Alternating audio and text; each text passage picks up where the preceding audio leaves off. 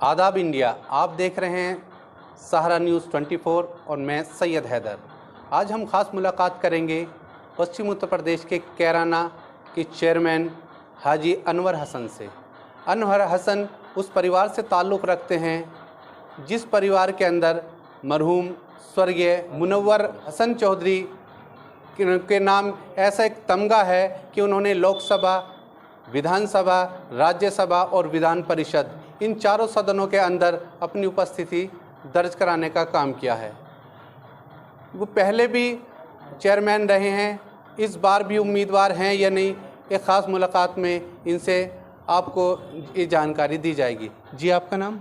हाजी अनवर हसन। हाजी अनवर साहब, आप पहले भी चेयरमैन रहे हैं कैराना शहर के, क्या इस बार एक फिर चुनावी मैदान में हैं?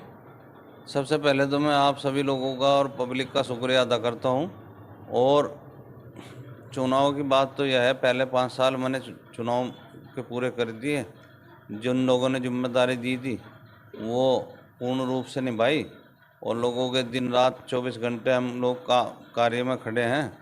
हमारा परिवार सांप्रदायिक का जो भी मामला है आज तक, चाहे हमारे वालिद साहब चौधरी अख्तर हसन MP रहे, मनोहर भाई रहे, हम हैं, जब भी सांप्रदायिक का मामला आया हमारा परिवार सबसे पहले सीना अड़ा के सबसे पहले आगे सड़क पे पैदल चलकर भी लोगों के घरों के पहरे दिए, दुकानों के पहरे दिए।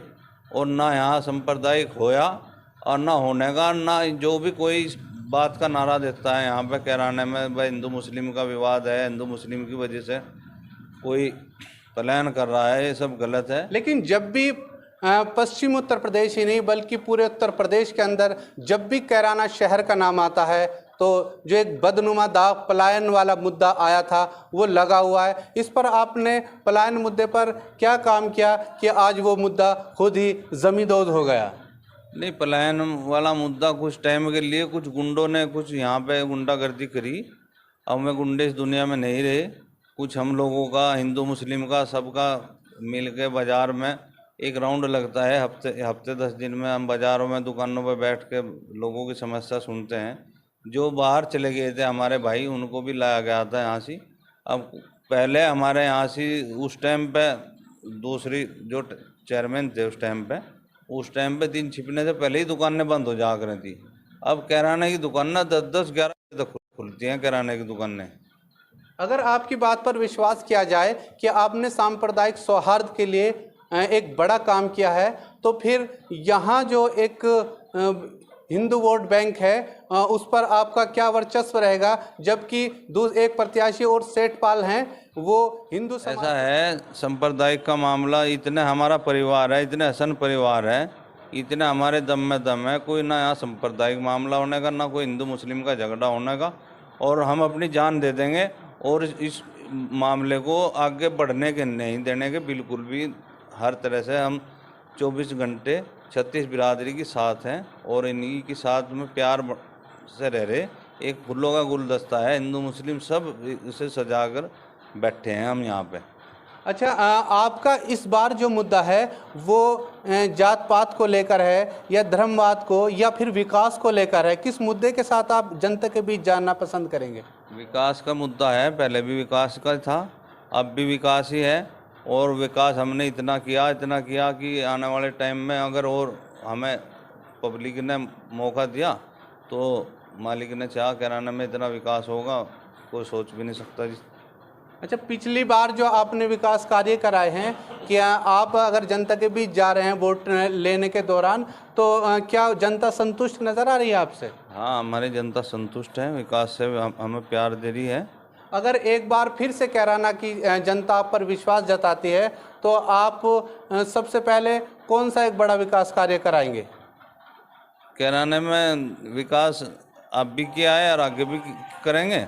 और शिक्षा का है और जो भी सफाई का, अब भी सुबह शाम सफाई भी करवाते हैं। और अब भी पानी का, शिक्षा का, जो नई बस्तियां हैं उनमें विकास पहले नहीं हुआ था, हमने ही कराया उनमें विकास।